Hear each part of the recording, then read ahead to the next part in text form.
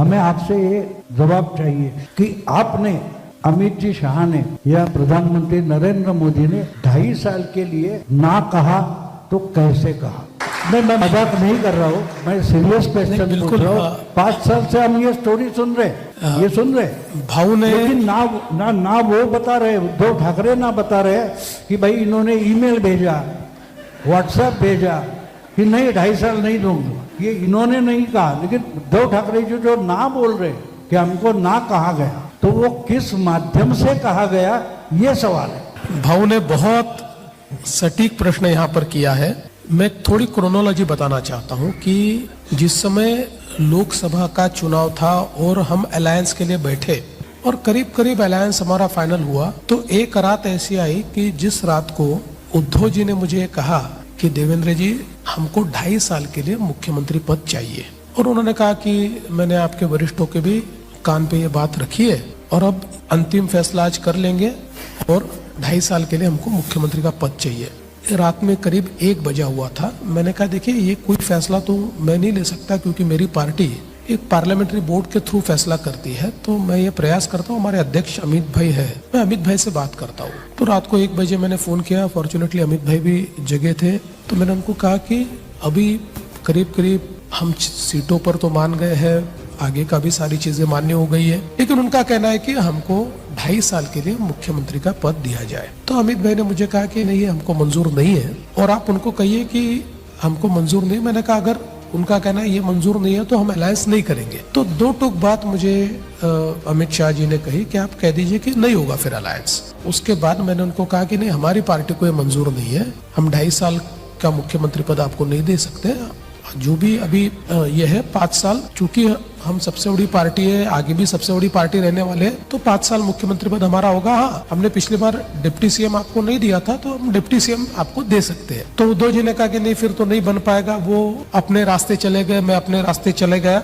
और हमारा अलायंस नहीं हो पाया। करीब 4 दिन के बाद उद्धव जी के यहाँ से संदेश आया कि वापिस बात करना चाहते हैं। तो जो संदेश वाहक था मैंने उसको कहा कि भैया देखो इसमें नए सिरे से तो बात नहीं हो सकती, अगर वो अपनी 2.5 साल वाली मांग पर अड़िग है तो मेरी पार्टी उसमें मान्य करने को तैयार नहीं है। तो उन्होंने कहा नहीं, उन्होंने वो बात छोड़ दी है, उनको अभी 1 सीट बढ़ाकर चाहिए लोकसभा की, वो अगर आप देते हो तो वो 2.5 साल वाली बात छोड़ देंगे। हम वापिस बैठे तो उन्होंने कहा हमको पालघर की सीट चाहिए, तो मैं भी उस पर भी तैयार नहीं था। मैंने कहा ये तो हमारी पारंपरिक सीट है, हम इतने बार जीते हैं, लगातार हम लोग जीतते हुए आए हैं, बाई इलेक्शन में भी हमने इसको जीता। तो उन्होंने कहा नहीं ये सीट तो हमको देनी पड़ेगी। तो मैंने वापस बात की तो अमित भाई ने और सभी लोगों ने मिलकर मुझे कहा कि नहीं चलो यार अपने इतने पुराने साथी, 1 सीट से क्या फर्क पड़ता है, आप दे दो।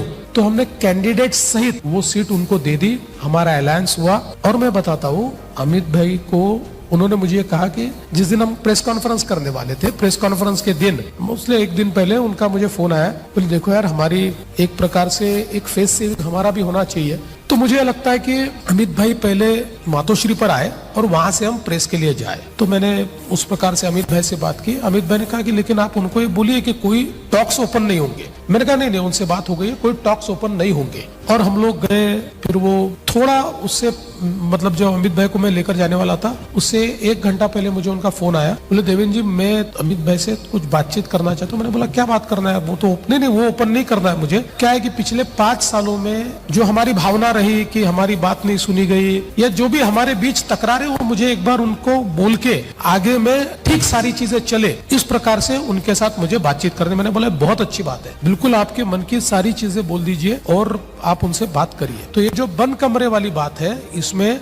जो एक बड़ा सा आपका छोटा कमरा है, बाहर बड़ा कमरा है, बड़े कमरे में मैं, आदित्य और वहिनी भाभी जी हम बैठे हुए थे और एक ये दोनों भी साथ में हम लोग सब बैठे थे। फिर मैंने याद दिलाया, मैंने कहा उद्धव जी आप कुछ बात करना चाहते हैं? तो बोले हाँ 5 मिनट। मैंने अमित भाई को बताया था, ये लोग 10-12 मिनट अंदर बैठे, फिर मुझे अंदर बुलाया। फिर बोले कि अभी बातचीत ऐसी हुई है कि एक फेस सेविंग हमको देना है, तो अभी जो आप प्रेस कॉन्फ्रेंस में ऐसा बोलिए कि सत्ता में हमको सहभागिता मिलेगी, समान रूप से हमको सहभागिता मिलेगी वगैरह, एक 3-4 चीजें उन्होंने कही। तो मैंने वो चीजें ये तय हुआ कि सिर्फ मैं प्रेस में बोलूंगा, वो दोनों प्रेस में नहीं बोलेंगे। तो क्या बोलना है ये मैंने वहां बोल के दिखाया। फिर उन्होंने भाभी जी को बुलाया, फिर मैंने वो क्या कहते हैं उसको रिवाइंड करते हैं ना, ऐसा अपनी कैसेट को रिवाइंड करके भाभी जी के सामने बोल के दिखाया। फिर वही मैंने हिंदी में भी बोल के दिखाया और फिर वो अप्रूव हो गया। और उस अप्रूवल के बाद उन्होंने कहा अब सब अच्छा हो गया,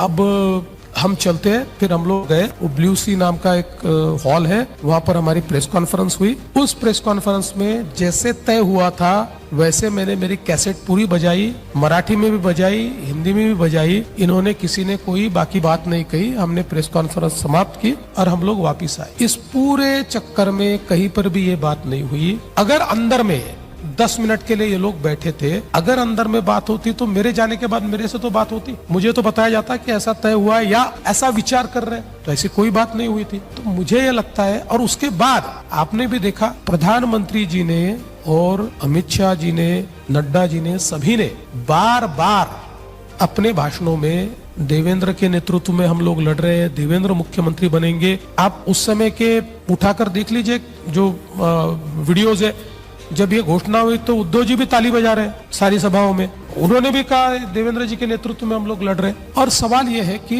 मैं 1 मिनट के लिए, चलिए उनको ये लगता है, कई बार ये आपने वो मुन्ना भाई MBBS देखी होगी, उसमें उनका आभास होता है कि सच में वो गांधी जी बन गए, उनको गांधी जी दिख रहे हैं। तो ऐसा 1 मिनट के लिए समझ लीजिए कि उनको ये आभास हो रहा था कि नहीं मुझे कहा है। तो ऐसा आभास होने के बाद बहुत चर्चा तो होती है ना। देखिए अभी हमारा रिजल्ट आया है, तो रिजल्ट के बाद आप क्या करोगे? आपके मित्रों को फोन करोगे, आप उसको कहोगे कि भाई अपने को चर्चा करनी है, अपने को तय करना है, हमको ये चाहिए, हमको वो चाहिए। मेरी आदत थी, मैं उससे पहले 2-3 चुनाव में मैंने उनको फोन किया। मैंने कहा उद्धव जी क्या करना है, साथ में प्रेस कॉन्फ्रेंस करें? तो बोले नहीं ऐसा करते हैं, मैं पहले प्रेस कॉन्फ्रेंस करता हूँ, उसके बाद आप करिए। मैंने बोला ठीक है, फिर एक बार साथ में मिलेंगे।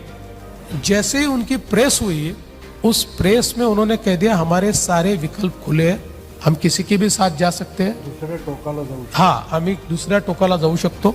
और उसके बाद उन्होंने, मैंने जब उनसे बातचीत करने की कोशिश की, वो दिन था और सरकार बनी उनकी, वो दिन था, उन्होंने कभी भी फोन भी मेरा नहीं लिया, फोन पर भी बात करने से इनकार कर दिया। तो सवाल ये उठता है कि अगर आपको डिस्कशन करना है, अगर आपको ये आभास है कि नहीं मुझे किसी बंद कमरे में ये कहा गया था कि आपको CM का पद दिया जाएगा, तो चर्चा तो कर सकते थे। आपने चर्चा नहीं, क्योंकि आपने पहले दिन से तय कर लिया था कि अगर नंबर गेम फंसता है। और इसमें मतलब बाद में जो चीजें ध्यान में आई वो ये आई कि शरद पवार जी ने इनके साथ एक प्रकार से प्रीपोल टैसिट अंडरस्टैंडिंग की थी। पवार जी ने उनको कहा था कि देखिए जहां पर आप लोग कांग्रेस के सामने लड़ रहे हैं हम आपको मदद करेंगे, जहां हम बीजेपी के सामने लड़ रहे हैं आप हमको मदद कीजिए, क्योंकि आपके अगर सीटें बहुत ही कम आई तो बीजेपी तो अपने बलबूते पर भी सरकार बना लेगी, क्योंकि जो प्रीपोल सारी चीजें आ रही है उसमें बीजेपी 130 तक जा रही है, तो उनको आपको हराना जरूरी है और हम लोग थोड़े मजबूत होंगे। वो तो उन्होंने अभी बताया। हाँ, वो बाद में अभी उन्होंने कन्फेस ही कर दिया। उनका सीट का बंटवारा चल रहा था, हाँ, तब उन्होंने बोला कि नहीं पहले नाम घोषित करो, वरना तो एक दूसरे को गिराते हैं। तो वो पॉलिसी वो अभी बताई। बिल्कुल। तो इसलिए उन्होंने ये पहले से तय किया था कि हमको अगर नंबर, देखिए अगर बीजेपी 120 पर चली जाती तो उद्धव ठाकरे कभी बीजेपी को छोड़कर नहीं जाते। जैसे उनके ध्यान में है कि नंबर गेम ऐसा फंस रहा है कि हम सरकार बना सकते हैं, उन्होंने अपना रंग बदल दिया।